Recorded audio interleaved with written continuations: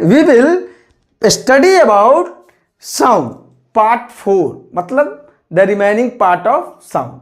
आज इससे पहले के वीडियोज में हमने आपको वेव और उसका पूरा डिटेल्स, फिर साउंड और साउंड का डिटेल्स पढ़ाया जा चुका है। आज हम आपको पढ़ाएंगे साउंड का क्लासिफाई कैसे करेंगे, कितने फॉर्म में हम क्लासिफाई कर सकते हैं, या फिर इसके कितने कैरेक्टरिस्टिक है, इसके प्रॉपर्टीज कितने हैं, उसके बारे में हम आपको डिटेल्स बताएंगे। सबसे पहले इसका क्लासिफिकेशन देखिए। तो साउंड को हम दो रूपों में क्लासिफाइड कर सकते हैं। एक जो आप देख सकते हैं ऑडिबल साउंड।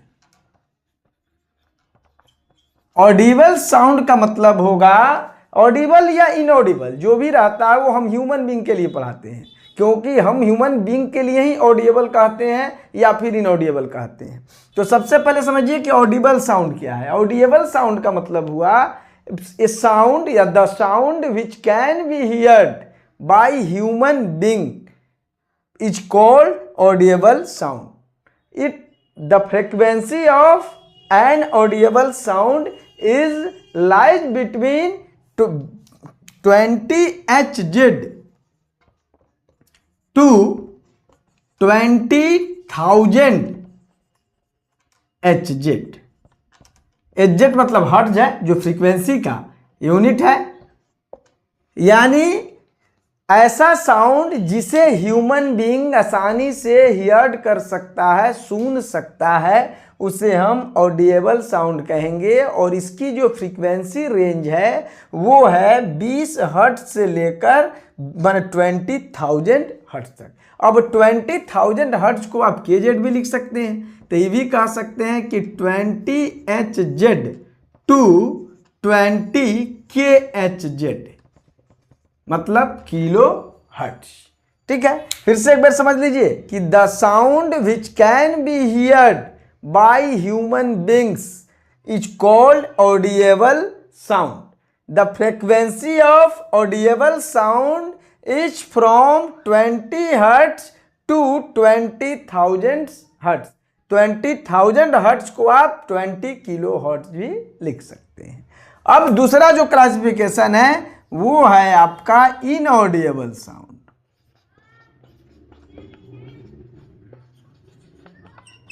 तो जो इनऑडिबल साउंड है, इसका मतलब है कि the sound which cannot be heard by human being is called inaudible sound. यानी वैसा साउंड जो ह्यूमन बीइंग के द्वारा हियर्ड नहीं किया जा सकता हो, मतलब सुना नहीं जा सकता हो, उसे हम कहेंगे इनऑडिबल साउंड।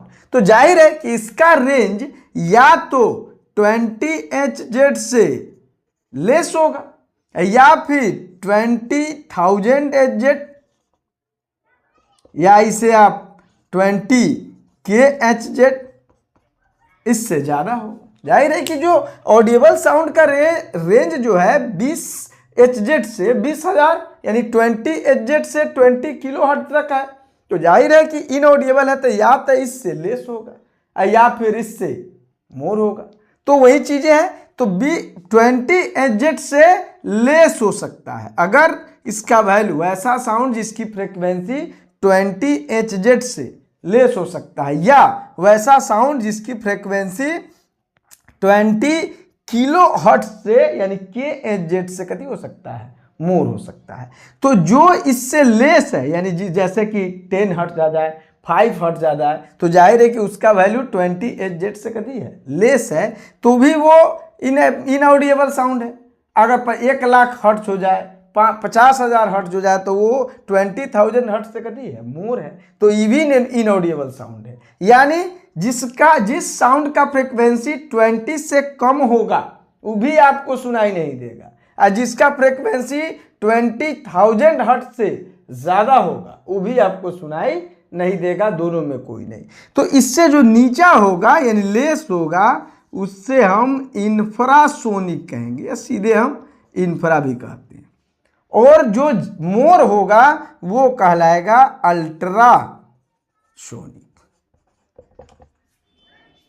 समझ लीजिए, इसका मतलब एक कंक्लूजन निकाल लीजिए कि अगर 20 Hz से ज़्यादा और 20 kHz से कम अगर होता है तो ये ऑडिएबल साउंड है। समझ लीजिए कि अगर 20 Hz से मोर है और 20 किलो Hz से लेस है तो ये कहलाएगा ऑडिएबल साउंड। अब जिस साउंड की फ्रीक्वेंसी 20 से लेस हो गया तो वो कहलाएगा इंफ्रा साउंड, और जिसकी फ्रीक्वेंसी इससे भी मोर हो गया 20 kHz से भी मोर हो गया तो वो कहलाएगा अल्ट्रासाउंड। क्लियर कि 20 से 20 के बीच ऑडिएबल साउंड, अब 20 से लेस या 20,000 Hz से मोर तो लेस वाले को इंफ्रा कहेंगे और मोर वाले को अल्ट्रा कहेंगे। तो ये है आपका क्लासिफिकेशन ऑडिएबल का और इनऑडिएबल साउंड का। अब जैसे आप देख सकते हैं कि जो बैट होते हैं, जिसे आप हिंदी में चमगादड़ कहते हैं, जब वो उड़ते हैं तो 1 लाख इतना हर्ट्ज जो फ्रीक्वेंसी का, इतना हर्ट्ज फ्रीक्वेंसी साउंड प्रोड्यूस करते हैं। यही कारण है कि वो चीज़ें हम सुन नहीं पाते हैं, क्योंकि उनकी जो फ्रीक्वेंसी है, देख लीजिए 1 लाख हर्ट्ज है और हमारी क्षमता सुनने की है 20 से लेकर 20,000 के बीच, यानी 20 से लेकर 20,000 के बीच ही को सुन पाते हैं, और इसकी क्षमता है 1 लाख। तो जाहिर है कि आप इसे सुन नहीं पाते हैं जब ये चलती है, क्योंकि ये क्या है, अल्ट्रासोनिक साउंड है। ये इंफ्रा भी नहीं है और ना हमारे रेंज में है, यानी ना ऑडिएबल नहीं है, इनऑडिएबल है, और इनऑडियल में भी क्या है, अल्ट्रा है।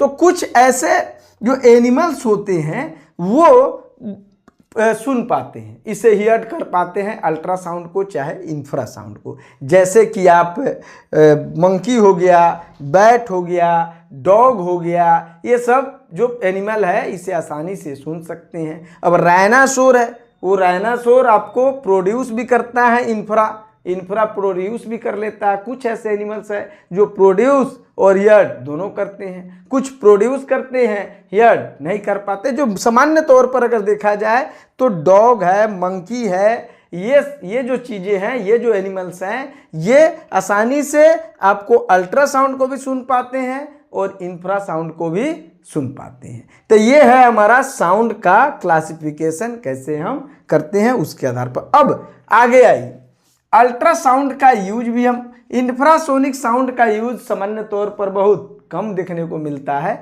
लेकिन आप अल्ट्रासाउंड का यूज ज़्यादा से ज़्यादा कर सकते हैं। जैसे ये एप्लीकेशंस ऑफ अल्ट्रासाउंड।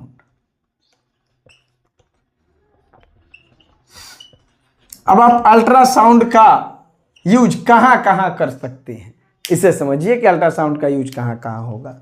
तो पहला जो हमारा है अल्ट्रासाउंड का यूज है, ये हम फोटस जिसे कहते हैं, फोटस यानी अनबर्न बेबी जिसे कह सकते हैं। फोटस का मतलब हुआ अनबर्न बेबी, तो उसके पोजीशंस को देखने में भी हम इसका इस्तेमाल कर सकते हैं और किया जाता है। अल्ट्रासाउंड के जरिए उसकी पोजीशंस की जानकारी लेने के लिए हम अल्ट्रासाउंड का प्रयोग कर सकते हैं।